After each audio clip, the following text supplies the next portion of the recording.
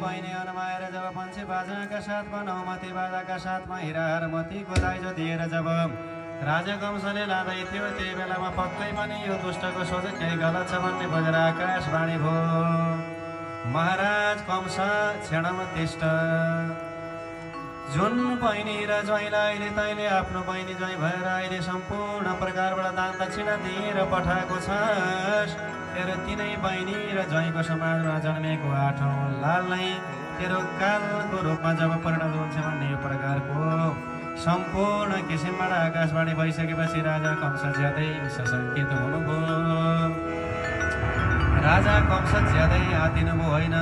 अहिले भर्खर पाउको पाउजो र शिरको शिरबन्दी गलामा लगाइदिएर पठाएको व्यक्ति यिनैको घरबाट आज यसरी यो प्रकारको माध्यमबाट मेरो सन्तान नै होइन मेरो भानिजका रूपमा स्वयं अहिले मलाई मार्ने नै हुन्छ भने यसलाई किन राख्ने हो भनिकन आफ्नै बहिनी र ज्वाइँलाई काट्नका लागिमा आफ्नै बहिनी र ज्वाइँलाई मार्नका लागिमा राजा कंस आज तयारी हुनुभयो। भक्तवत्सल भगवानको जय हो। आज बिन्ती छ जेठान, तपाईँ जे भए तापनि मेरो जेठान हो। तपाईँको बहिनी मैले आफ्नो बनाई, उहाँ मेरो श्रीमती हो।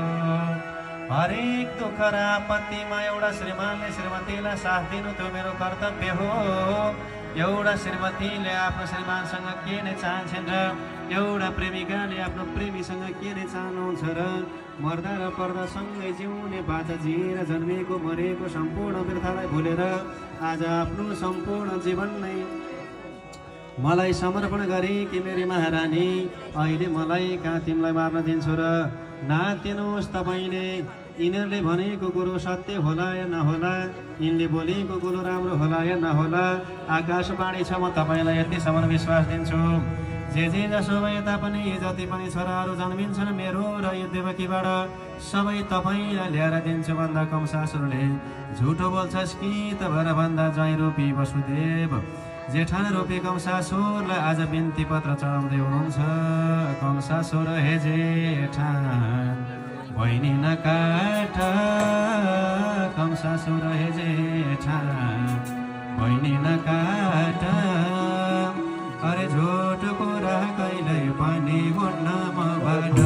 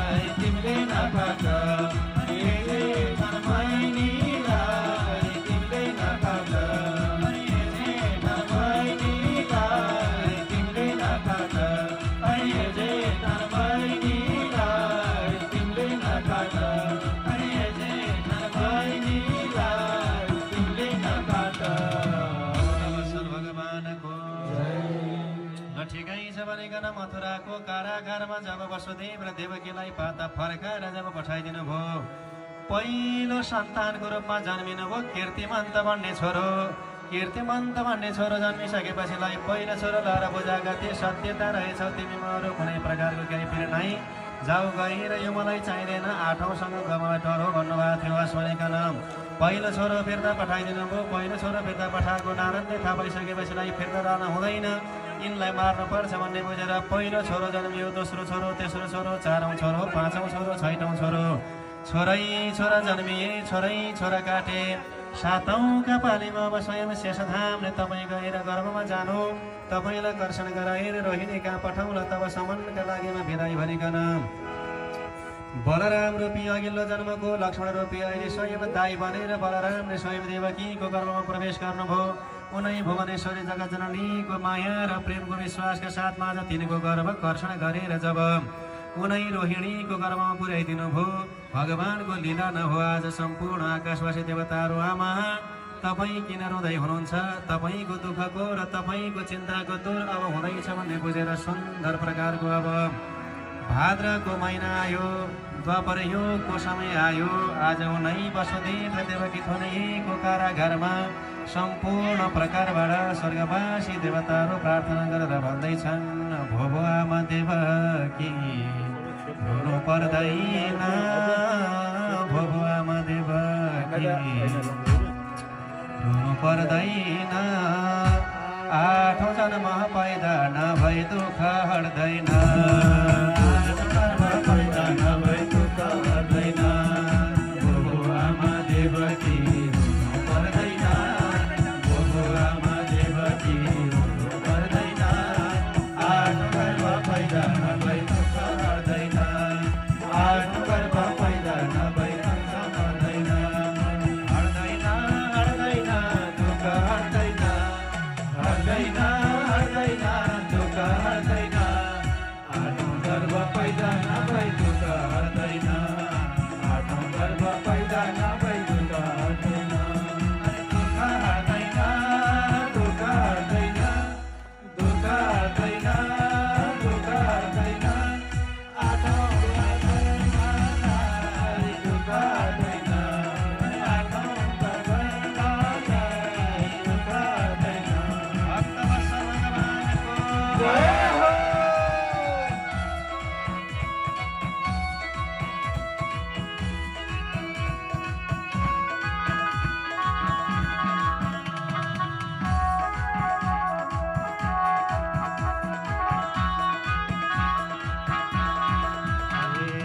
हट्दैन हट्दैन दुःख हट्दैन, हट्दैन हट्दैन दुःख हट्दैन, आठौँ गर्भ पैदा नभई दुःख हट्दैन, आठौँ गर्भ पैदा नभई दुःख हट्दैन, अरे आठौँ गर्भ पैदा नभई दुःख हट्दैन, अरे आठौँ गर्भ पैदा नभई दुःख हट्दैन, अरे आठौँ गर्भ पैदा नभई दुःख हट्दैन, अरे आठौँ गर्भ पैदा नभई दुःख हट्दैन।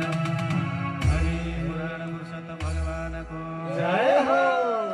सुन्दर भाद्रको महिना आयो, छिरबिरे छिरबिरे छिरबिरे छिरबिरे चराहरू आज मैना चरी कोकिल चरी आज द्वापर युगको मथुरामा कराउन थाले। कल कल बगेकी गङ्गाजी आज टक्क अडिन थाल्नुभयो। भोल भोल भोल भोल भोल भोल भोल भोल गरेकी भमराले आज परालिन छोड्यो। आज गौशालाका गाईहरू एक आपसमा कराउन थाले। आज हर्षको आँसु सबैले पठाइरहेका छन्। यतिकैमा सुन्दर प्रकारको भाद्रको महिना आयो, जहाँनेरि द्वापर युग सुन्दर भाद्र महिना वर्ष ऋतु चारैतिर चराहरू कराएर आज कतै भगवता कराइरहेछन्, कतै मेघ अधिरहेछन्, कतै भनु भनु भनु भनु भनु गर्दै भमराहरू कराइरहेछन्।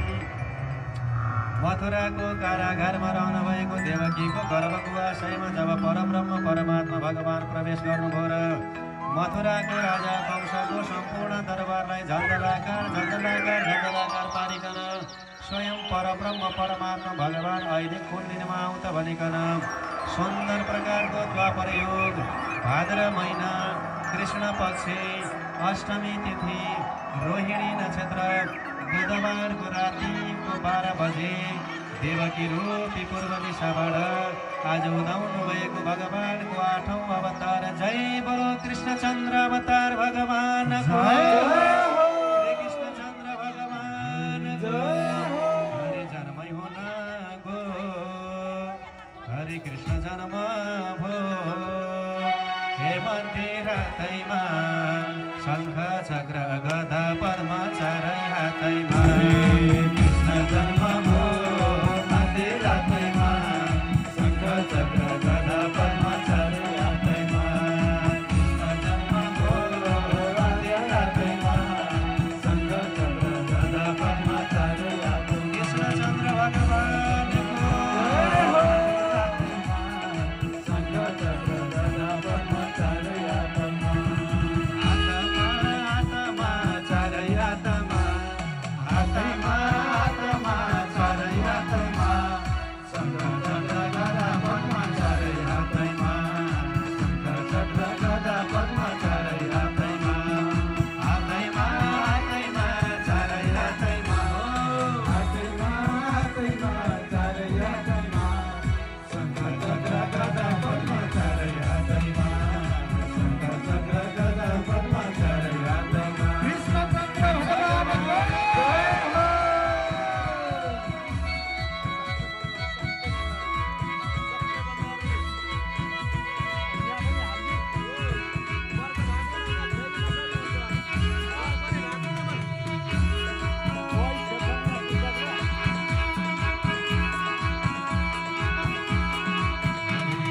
कृष्ण जन्म भो मध्य रातैमा शङ्ख चक्र गदा पद्म चारै हातैमा। कृष्ण जन्म भो मध्य रातैमा शङ्ख चक्र गदा पद्म चारै हातैमा। हातैमा हातैमा चारै हातैमा हातैमा हातैमा चारै हातैमा। शङ्ख चक्र गदा पद्म चारै हातैमा। शङ्ख चक्र गदा पद्म चारै हातैमा। अरे चारै हातैमा चारै हातैमा चारै हातैमा चारै हातैमा। हरे कृष्णको जन्म भो आधा रातैमा। हरे कृष्णको जन्म भो आधा रातैमा। चारै हातैमा चारै हातैमा चारै हातैमा चारै हातैमा। कृष्णको जन्म भो आधी रातैमा। हरे कृष्णको जन्म भो आधा रातैमा। भक्तवत्सल जय हो।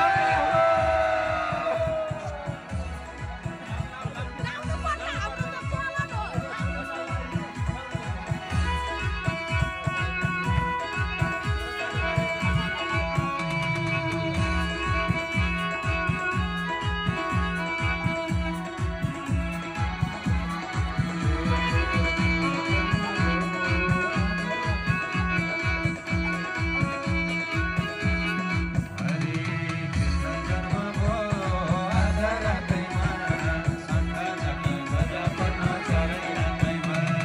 कृष्ण जन्म भो आधा रातैमा शङ्ख चक्र गदा पद्म चारै हातैमा।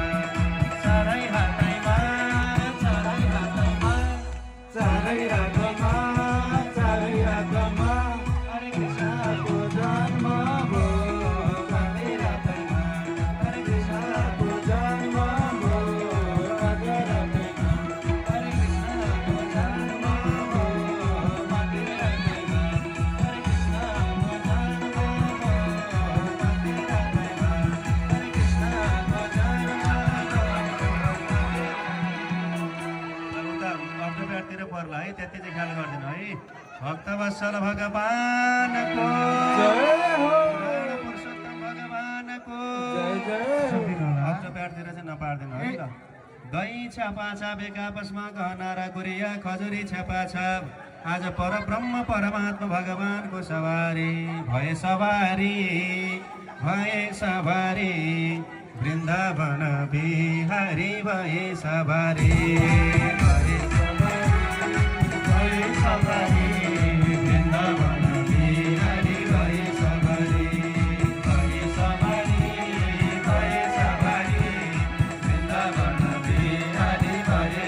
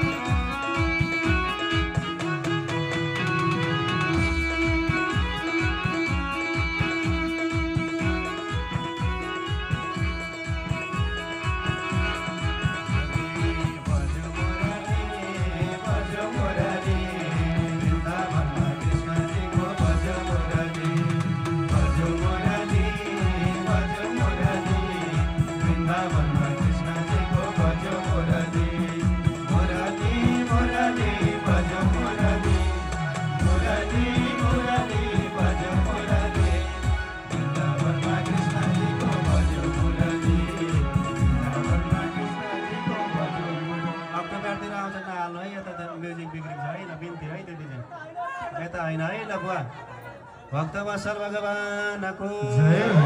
पानीहरू पर्दैछ ख्याल गर्नु हाम्रो दिदी आवेशमा नआउनुहोस् न आवेशमा है ल पूजा गरिदिनु है भक्त अक्टोबर दिदी जाइजो भने आवेशमा नआउनुहोस् भक्तवत्सल भगवानको जय हो अरे बज्यो मुरली बज्यो मुरली बज्यो मुरली बज्यो मुरली अरे वृन्दावन कृष्णको बज्यो मुरली अरे वृन्दावन कृष्णको बज्यो मुरली बज्यो मुरली बज्यो मुरली बज्यो मुरली बज्यो मुरली अरे गोकुलमा कृष्णको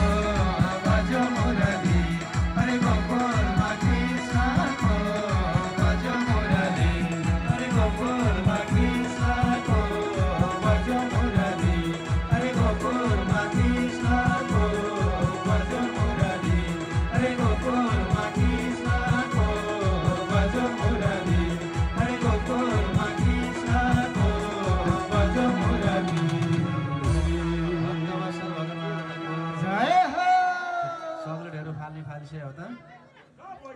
सबै भइसक्यो चकलेटहरू नन्द गरेर आनन्द भएको त त्यही बेला फाल्न बाँकी भए फाल्ने है त चस्मा भेट्नुभयो भने दिनु हो चस्मा हरि